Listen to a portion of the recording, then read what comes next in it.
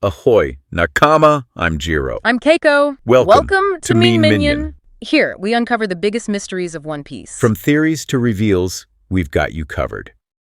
All right, so you really went all out this time. You sent over a ton of stuff about Zoro and devil fruits. Yeah. And the big question you're wrestling with is which devil fruit could actually make this, like, badass swordsman even stronger? It's a very fascinating question, isn't it? Yeah. Because Zoro, even without a devil fruit, is already incredibly powerful. Oh, yeah.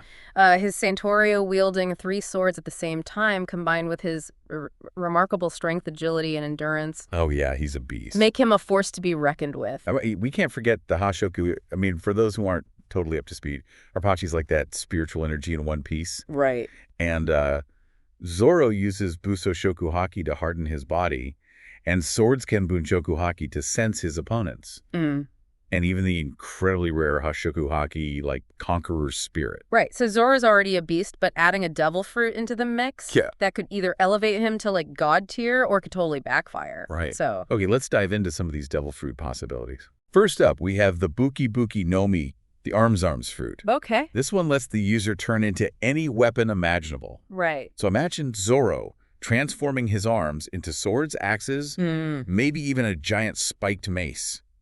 Wow. Talk about expanding his arsenal. Yeah, that's right. And he could essentially become like a walking armory, switching between weapons mid-battle. Oh, yeah? With his swordsmanship expertise, that could be absolutely devastating. Totally. But think about it. Would that kind of reliance on fruit powers detract from his dedication to the sword? That's a really good point, because he's all about like honing his swordsmanship through discipline and training. Exactly. So maybe a devil fruit that kind of enhances his existing skills. Yes. Rather than completely changing his style would be a better fit. Exactly. And that leads us to another interesting option.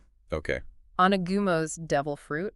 Okay. You remember that marine with the spider-like powers? Oh, yeah, yeah. Those extra limbs combined with Zoro's mastery of Santorio. Wait, hold on. Are we talking about Zoro wielding like 6 swords? Or even 8? Potentially. Now that would be a sight to behold. It would be pretty crazy. It's almost like tailor-made for his fighting style. Yeah. He's already all about overwhelming his opponents with multiple attacks from different angles. Precisely. With even more swords, he could create a web of steel-trapping opponents striking from all directions. Oh my God. Imagine his signature attack Onigiri Yeah. with 6 swords instead of 3. Oh my goodness. Ouch. Double the swords, double the damage. Yes. Okay. I'm starting to see the appeal of this Onagumo fruit. Yeah. But what about something totally game-changing, like the Uo Uo no Mi model? Siryu. Okay. That's the mythical azure dragon fruit Right. that Kaido had. All right. Think about it. Zoro transformed into a colossal dragon, soaring through the skies, wielding swords with enhanced strength and breathing fire. Now, that would be a spectacle. Right. But here's the thing. Does that even align with Zoro's character? Yeah. We know that he prefers close combat, relying on his sword skills, and Haki turning into a giant dragon might actually hinder his ability to use his swords effectively. Yeah, you're right. It's like giving a master sculptor like a giant paintbrush. Exactly. Sure, it's a powerful tool, Yeah, but it doesn't really play to their strengths. exactly. And that's a crucial point to remember when considering devil fruits for Zoro. Yeah. How well does the fruit's power complement his existing strengths and fighting style? Okay, so maybe not a dragon, but what about something that makes his attacks even more potent? Okay. This Supanomai, the dice fruit. Uh-huh. He could turn his body into blades. Talk about some seriously sharp attacks. Absolutely. Imagine those blades enhanced with Hakameki slicing through anything in his path. Oh, yeah. It would significantly amplify his offensive capabilities and add another layer of lethality to his swordsmanship. That's right. It's not just about turning into a blade. It's about how that transformation interacts with his Hakameki. Exactly. That could be a serious power boost.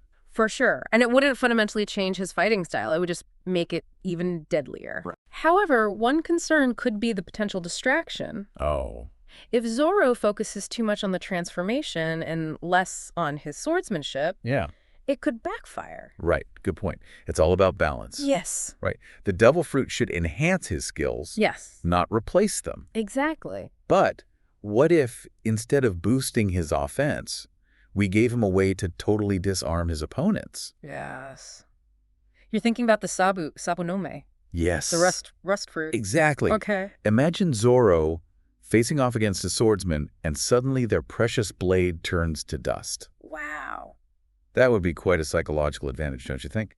Absolutely. It could turn the tide of battle in an instant. Oh, yeah. However, it might be seen as a bit underhanded, even dishonorable to some. Yeah. And we know Zoro has a strong code of honor. He does. He wants to defeat his opponents through strength and skill, Yes. not by taking away their weapon. Right. Plus, what if he's up against a non-swordsman? Right. The rust power wouldn't be very effective against, say, a Logia user who can turn into fire or something.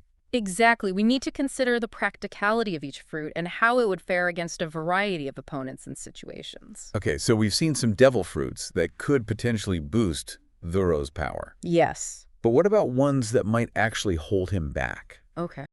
Like, what if he ate a fruit that completely transformed him into a form that's incompatible with swordsmanship? That's a great question. Imagine if he ate the Ushi Nomi model.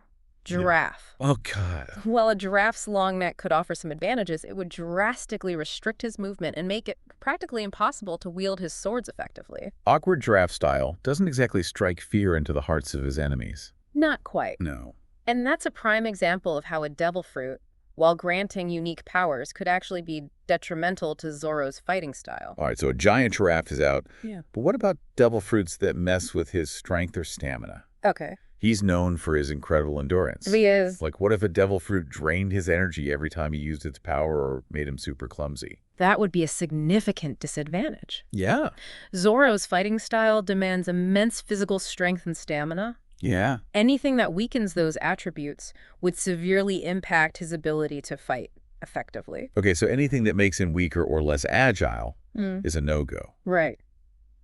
But what about devil fruits that require a ton of mental focus to use? Okay. Zoro needs to be completely present and aware during battle. Yes. What if a devil fruit distracted him or forced him to think too much about how to control its powers? You're right. That could be a major problem. Yeah.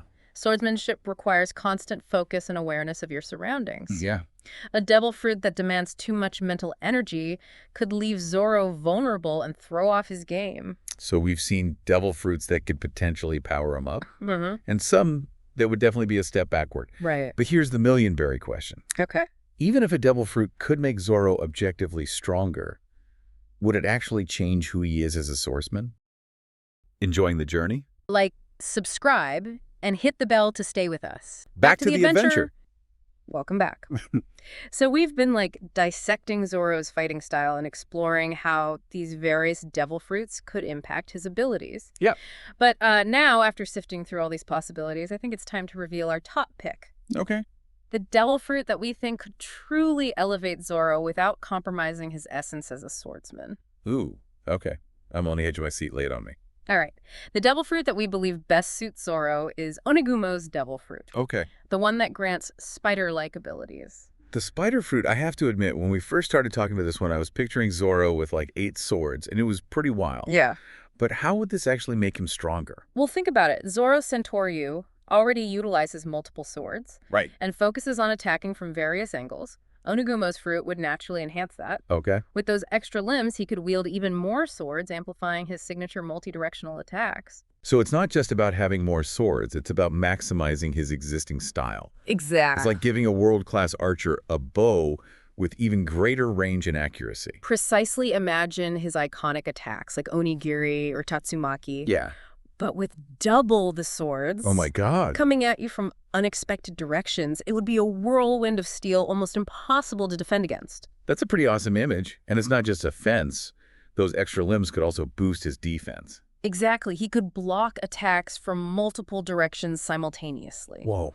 creating a near impenetrable shield of swords, or even use those extra limbs to weave through a barrage of projectiles with spider-like agility. Whoa. I never even thought about it. He could practically dance around his opponents. Yeah. Dodging and striking with incredible speed. And here's another key point. Okay. Unlike some of the other fruits we discussed, Onegumo's fruit wouldn't drastically alter Zoro's body. Right. He wouldn't be transformed into a beast or lose any of his human characteristics. Right. He'd still be Zoro, just with an extra set of limbs. Exactly. It's not about turning him into something he's not. Right. It's about amplifying what already makes him such a formidable swordsman. Exactly. It's an enhancement, not a replacement. Yeah. It wouldn't force him to abandon his swordsmanship principles, but rather take them to a whole new level. And let's be real, this devil fruit really fits Zoro's personality. It does. It's not some flashy, over-the-top power. right. It's about precision control, adaptability, all qualities that Zoro already embodies. Precisely. It's a subtle yet potent power-up that aligns perfectly with his fighting style. Yeah.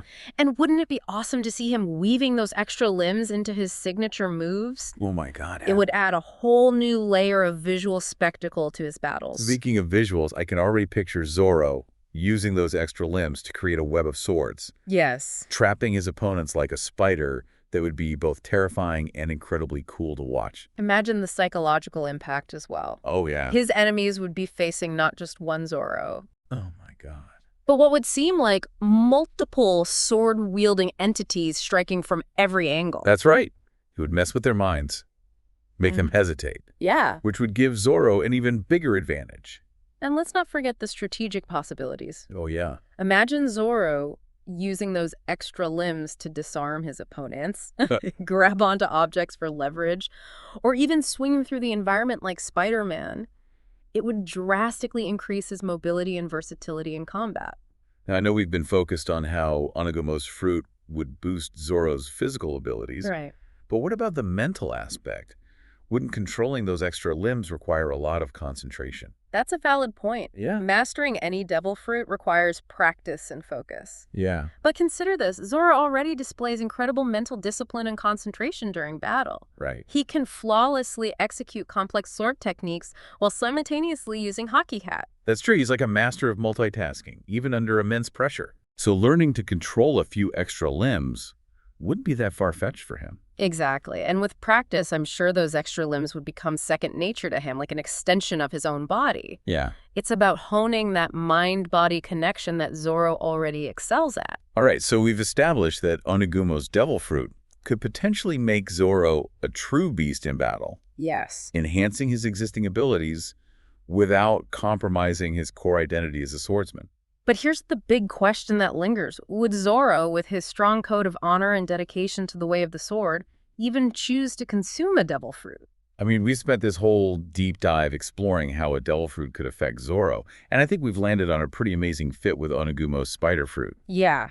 But you're right, there's still that lingering question, would Zoro even want a devil fruit? That's the crux of it, isn't it? We've seen time and time again that Zoro is all about pushing his own limits, honing his skills through pure grit and determination. Yeah. He seems to view devil fruits as like a shortcut, Right. a way to gain power without truly earning it. Yeah, remember that iconic line, scars on the back or a swordsman's shame? Whoa, yeah. He takes pride in his training and overcoming challenges through sheer willpower. Exactly. A devil fruit, while offering a significant power boost, might actually conflict with his core values. Yeah. It would be like giving a marathon runner a motorcycle. Okay. Sure, they'd get to the finish line faster, Yeah. but would it feel like a true victory? Good analogy. But here's something I've been thinking about. Zoro isn't just striving for personal glory. Right. His ultimate goal is to become the world's strongest swordsman, to support Luffy's dream of becoming the Pirate King. Ah, that adds a fascinating layer to this dilemma. Right. We're not just talking about Zoro's individual ambition, Yeah. but his loyalty to his captain and his dedication to their shared dream. Right. So if accepting a devil fruit meant that he could contribute more to the crew, protect his friends more effectively, would that change his perspective? Would he be willing to kind of bend his principles for the sake of something greater than himself? That's a question that gets to the heart of Zoro's character. Yeah. We know he's fiercely independent and stubborn in his beliefs, but we've also seen glimpses of his willingness to sacrifice to put his own desires aside for the good of the crew. Like that time on Thriller Bark, Oh, yeah. when he took on all of Luffy's pain and fatigue. That was a serious display of loyalty and selflessness. Oh, exactly. So it's not inconceivable that Zoro, faced with the possibility of significantly increasing his strength to support Luffy, might reconsider his stance on devil fruits. So it wouldn't be about taking the easy path. It would be about doing whatever it takes to help his captain achieve their dream. Yeah. And let's be real, a stronger Zoro would be a huge asset to the Straw Hats. Absolutely, he could take on even tougher opponents, protect his crewmates from greater threats, and ultimately contribute more to Luffy's journey to become the Pirate King. It's like if he could become an even stronger shield for his friends, Yeah. would he really turn down that opportunity even if it meant going against his personal philosophy? That's the question that Oda, the creator of One Piece, leaves us to ponder. Right. He's masterfully crafted Zoro as a character with unwavering conviction, but also a capacity for growth and change. Right. It's this complexity that makes him so compelling and keeps us guessing. And isn't that what makes One Piece so great? Yeah. It's not just about pirates and superpowers. It's about exploring these complex themes of loyalty, sacrifice, and the pursuit of dreams, all wrapped up in this incredible adventure. You said it, it's a story that challenges our assumptions, pushes us to think differently, and ultimately reminds us that even the most steadfast individuals can evolve and adapt when faced with extraordinary circumstances. So while we may never know for sure whether Zoro would accept a devil fruit, Right? the very act of exploring this question has given us a deeper understanding of his character, his motivations, and the intricate web of relationships that drive the One Piece world. Thanks for joining us, Nakama. Have a theory? Share it in the comments. Until next time, keep chasing your treasure. See you soon.